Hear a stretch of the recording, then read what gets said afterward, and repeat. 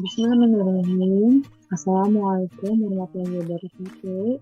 Anak-anak, pada kesempatan kali ini kita akan masuk ke bab berikutnya, yaitu tentang mengevaluasi kegiatan administrasi kantor. Nah, mengevaluasi ini apa sih maksudnya? Mengevaluasi itu artinya adalah menilai kegiatan yang telah kita lakukan dan melakukan perbaikan supaya tidak terjadi di kemudian hari di kegiatan berikutnya seperti itu. Nah, mengevaluasi kegiatan evaluasi ini sangat penting ya. Kenapa? Karena di setiap kegiatan kantor itu atau di setiap kegiatan apapun kita itu harus melakukan evaluasi agar kita tahu kekurangan apa aja yang ada di kegiatan kita sebelumnya agar tidak terjadi lagi di kemudian hari. Gitu. Nah, di sini ada beberapa materi ini yang akan kita bahas pada kesempatan kali ini. Yang pertama yaitu tentang pengertian laporan. Nah, kegiatan pembuatan laporan ini sangat berhubungan dengan kegiatan evaluasi. Kenapa? Karena biasanya dalam sebuah laporan itu terdapat penilaian dari hasil kegiatan atau acara yang sudah kita lakukan. Nah, di sini laporan ya. Laporan ialah sebuah bentuk dokumen atau penyajian yang berisi tentang fakta suatu keadaan atau kegiatan. Fakta yang disajikan dan dirangkai tersebut berkaitan dengan tanggung jawab yang diberikan kepada orang yang bersangkutan. Nah, fakta ini berisi sebuah keterangan ataupun informasi yang didapatkan dari pengamatan atau yang dialami oleh orang yang diberi tanggung jawab. Jadi di sini pada intinya adalah laporan itu isinya adalah fakta. Jadi laporan itu tidak boleh manipulatif atau berisi sesuatu yang tidak real atau tidak nyata. Kenapa sebuah laporan itu harus fakta?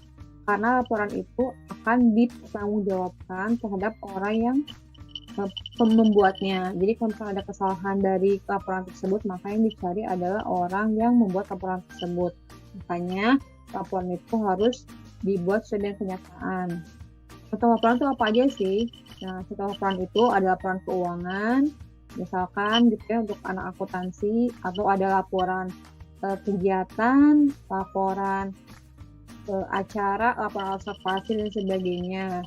Nah, laporan ini disusun berdasarkan pengamatan pengamatan dari yang telah kita lakukan seperti itu. Jadi di sini laporan itu dibuat setelah kegiatan berlangsung, gitu ya. Jadi laporan itu dibuat setelah kegiatan berlangsung dari hasil pengamatan orang yang membuatnya, baik itu pengamatan dalam acara ataupun pengamatan dalam kegiatan lainnya, seperti itu.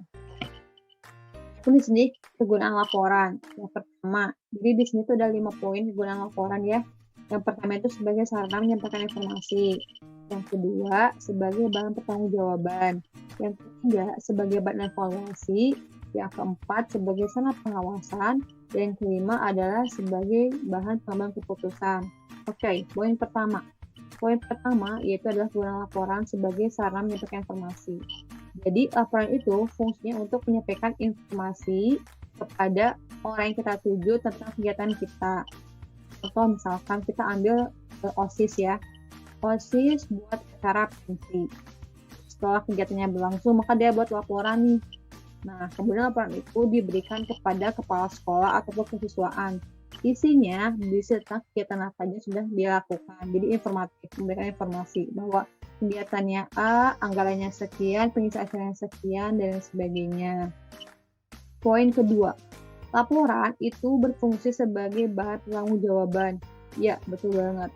Jadi kalau misalkan di OSIS itu, ketika kamu bikin acara, kamu itu kan pasti akan diberi sejumlah dana oleh pihak sekolah supaya kegiatan kamu lancar kan. Nah, sebagai bukti pertanggungjawaban kamu setelah diberikan dana tersebut, maka kamu wajib memberikan laporannya bahwa dana itu kamu gunakan untuk apa aja sih, untuk acara apa aja, dialokasikan untuk kegiatan apa aja, seperti itu. Jadi laporan itu fungsinya sebagai bahan pertanggungjawaban dari pemberi amanah kepada orang yang menerima dari penerima amanah kepada orang yang memberikan amanah, atau dari pertanggungjawaban dari bawahan kepada pimpinannya. Itu poin kedua. Poin ketiga. Yang ketiga adalah laporan itu berfungsi sebagai bahan evaluasi. Ya, benar banget kan? Misalkan contoh kita pensi lagi. Nah, biasanya di laporan kegiatan pensi itu, setiap divisi selalu memberikan masukan-masukan atau evaluasi berisi tentang kekurangan atau kendala apa aja sih dari kegiatan yang sudah dilakukan. Misalkan di bagian acara, kendalanya apa aja, di bagian doc, publikasi, dokumentasi, dan dekorasi itu kendalanya apa aja. Kemudian dia kasih rekomendasi sarannya apa aja. Jadi nanti ketika kegiatan pensi berikutnya, nah bisa belajar dari laporan yang sudah dibikin di yang sekarang nih, supaya nanti kendala-kendala tersebut tidak bisa diatasi di kegiatan selanjutnya. Jadi itu ya sebagai bahan evaluasi dari kegiatan yang sudah dilakukan. Poin keempat. Nah, poin keempat, kegunaan laporan itu adalah sebagai pengawasan atau pensi lagi atau OSIS. Nah, laporan kegiatan pensi bisa digunakan oleh pihak sekolah, siswaan, ataupun kepala sekolah untuk mengawasi kegiatan siswa di pensi tersebut. Misalkan di laporan itu kan ada kegiatannya apa aja ya, kegiatannya apa aja, terus pembawasannya siapa, kemudian isi acaranya siapa aja, dananya dialokasikan kemana. Nah, di laporan itu pimpinan ataupun kepala sekolah ataupun siswaan ataupun pembina OSIS bisa melakukan pengawasan dari kegiatan yang sudah dilakukan oleh OSIS tersebut. Seperti itu. Jadi untuk pengawas kegiatan ya, dari atasan ke bawahan. Nah, yang kelima, kegunaan laporan adalah sebagai bahan pengembangan keputusan. Contoh, misalkan kita beralih ke laporan keuangan ya. Nah, laporan keuangan itu biasanya berisi tentang pengeluaran, sederhananya bisa tentang pengeluaran dan juga masukan. Nah, misalkan dari laporan keuangan itu terbukti bahwa pengeluarannya lebih besar daripada pemasukannya, maka laporan tersebut bisa dijadikan bahan bagi pimpinan untuk mengambil keputusan supaya pengeluarannya itu tidak semakin banyak gitu. Mungkin dari laporan tersebut akhirnya dianalisis sehingga diambil keputusan bahwa pengurangan pegawai kayak gitu, ataupun misalkan supaya pengeluarannya berkurang, misalkan gajinya dikurangi pegawainya, ataupun misalkan mencari bahan-bahan baku yang lebih murah seperti itu. Jadi laporan itu bisa dijadikan bahan bagi pimpinan untuk mengambil keputusan gitu ya. Oke, next, isi laporan.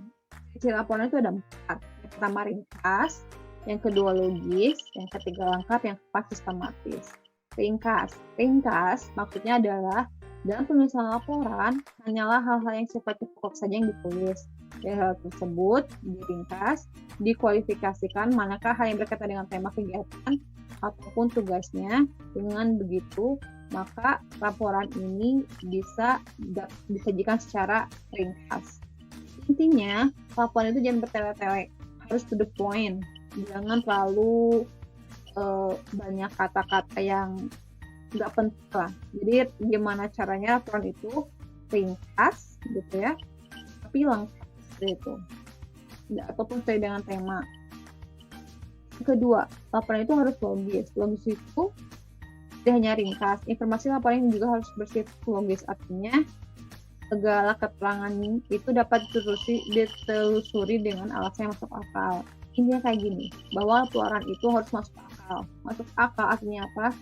Tidak manipulatif, tidak bohong, harus sesuai dengan fakta, itu logis. Keempat, laporan itu harus lengkap. Lengkap itu jadi semua kegiatan atau semua acara harus tersurat di dalam laporan tersebut. Jadi jangan sampai ada hal-hal yang penting tidak masuk tuh ke dalam laporan. Contoh misalkan laporan keuangan.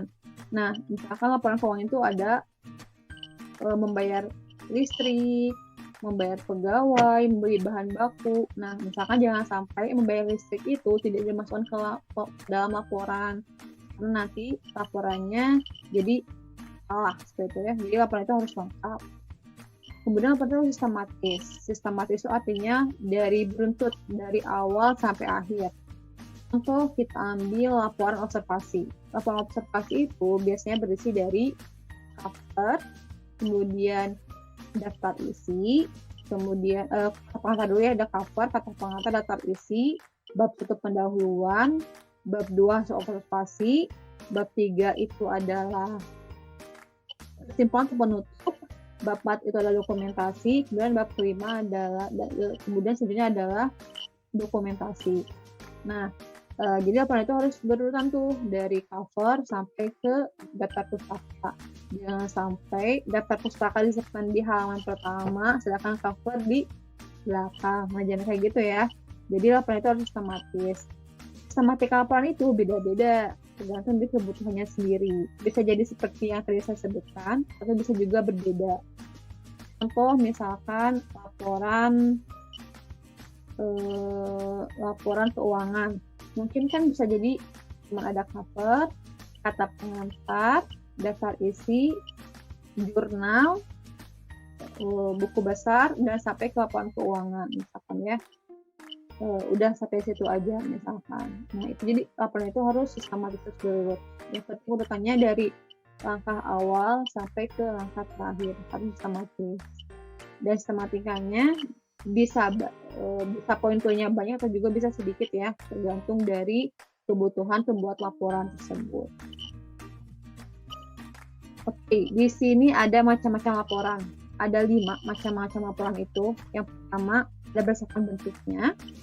Kedua, berdasarkan waktunya. Ketiga, berdasarkan sifatnya. Keempat, berdasarkan penyampaiannya. Dan yang kelima adalah berdasarkan isinya. Oke, berdasarkan bentuknya. Berdasarkan bentuknya, laporan itu terbagi menjadi 3 poin. Yang pertama adalah laporan bentuk surat. Jadi isinya itu tidak lebih dari 1 sampai 4 lembar, gitu ya.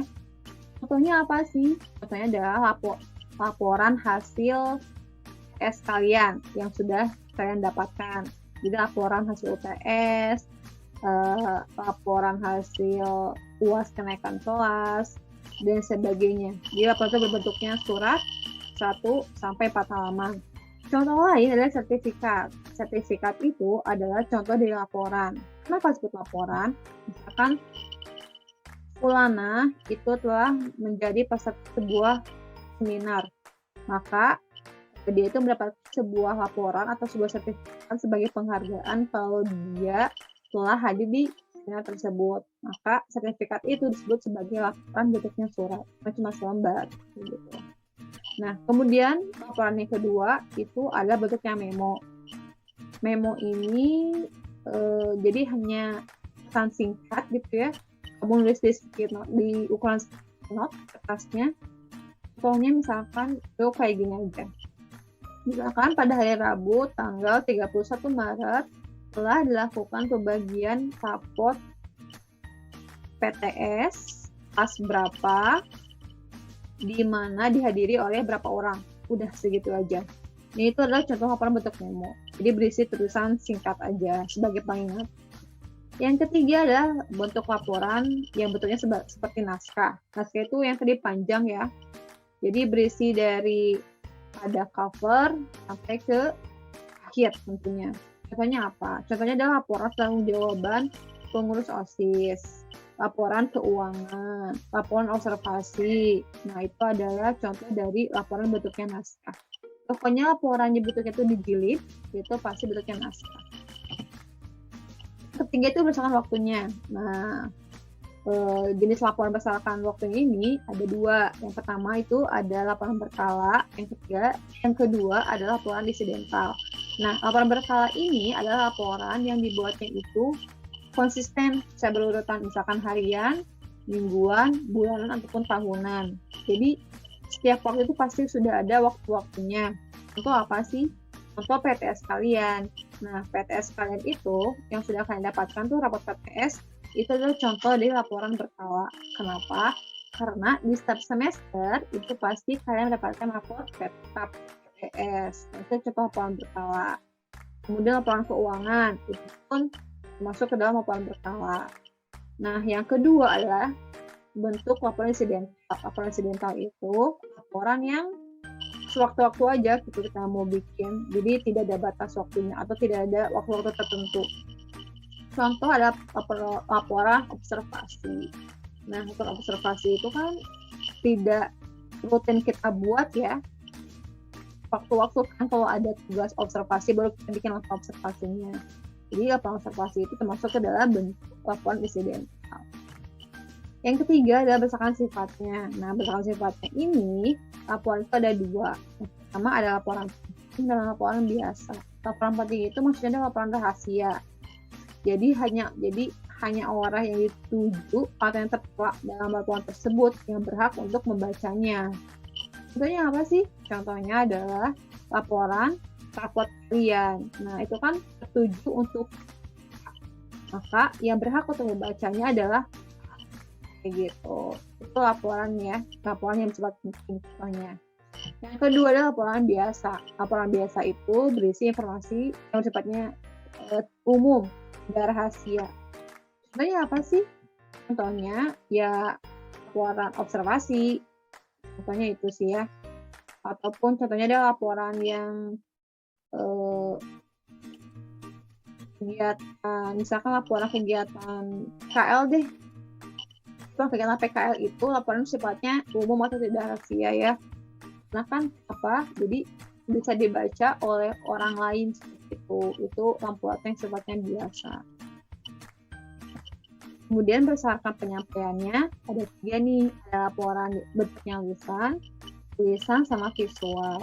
Laporan lisan itu ya laporan disampaikan secara lisan atau langsung kepada orangnya, entah itu melalui telepon ataupun langsung tatap muka ataupun lewat video call.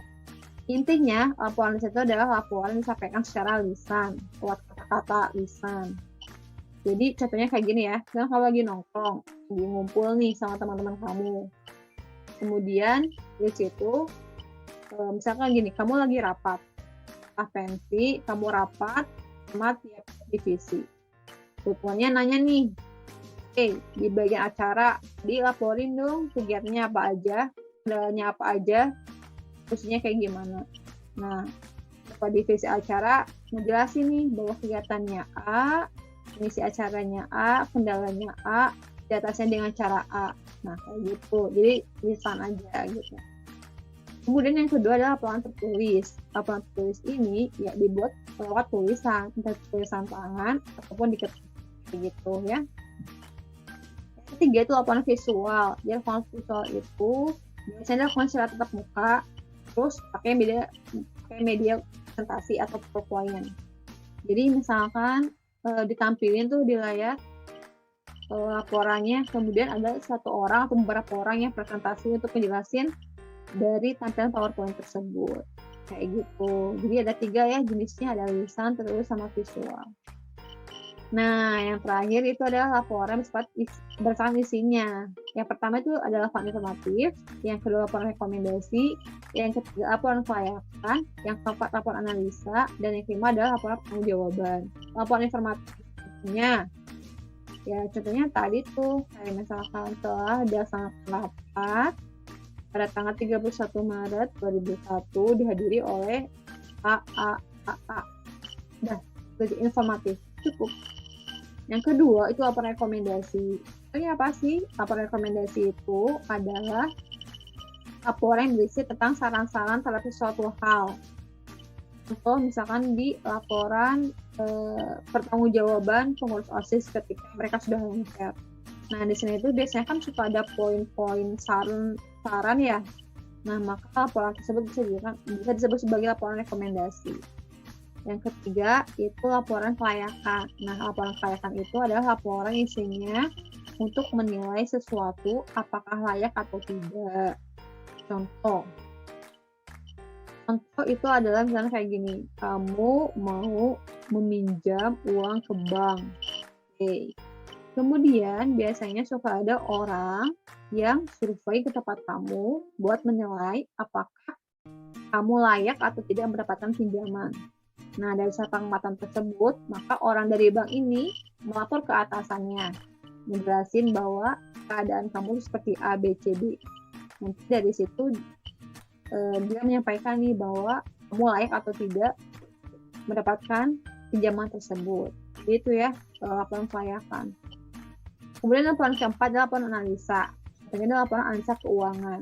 Nah, di laporan keuangan itu atau laporan analisa itu berisi tentang hasil analisis tentang kegiatan yang diamati atau terhadap sebuah kegiatan atau sebuah acara. Atau ya laporan keuangan. Karena laporan keuangan itu berisi analisa pengeluarannya kemana, pemasukannya dari mana aja, gitu. Terus dianalisa nih berapa keuntungannya, berapa kerugiannya, sehat atau tidak keuangannya, seperti itu. Itu laporan analisa. Yang kelima adalah laporan pertanggungjawaban. Contohnya adalah laporan pertanggungjawaban pengurus OSIS. Kenapa disebut laporan pertanggungjawaban? Karena isinya berisi tentang kegiatan pengurus selama menjabat 1 tahun yang lalu. Seperti itu. Jadi di sini itu ada kegiatan yang sudah dilakukan apa aja, gelarnya apa aja, solusinya apa aja. Terus dia ngasih rekomendasi itu untuk pengurus berikutnya apa aja kayak gitu. Nah, biasanya laporan pertanggungjawaban ini disampaikan di sebuah sidang. Jadi misalnya kalau OSIS nih, pengurus OSISnya dia menyampaikan laporan pertanggungjawaban nanti di sidang sama pengawas, sama Dewan Pengawas Siswa. Apa tuh? MPK ya, berarti Majelis Permusyawaratan Kelas. Dan biasanya disampaikan OPJ-nya di sidang tersebut. Jadi ada keputusannya nih, diterima atau tidak diterima OPJ-nya itu, apa jawabannya itu. Kalau diterima ya berarti dia lengser dengan baik-baik aja dengan terhormat gitu. Tapi kalau tidak diterima, maka ada revisi-revisi nih. Mungkin misalnya nggak diterima karena ada kegiatan yang belum selesai, maka diselesaikan dulu kegiatannya seperti itu. Jadi itu 5 jenis laporan berdasarkan isinya. Oke deh, hari ini kita berjalan sampai situ aja ya. Jadi cukup sampai pengertian laporan, kemudian guna laporan, ciri-ciri laporan, macam-macam laporan. Nah, sampai ketemu di materi berikutnya. Wassalamualaikum warahmatullahi wabarakatuh.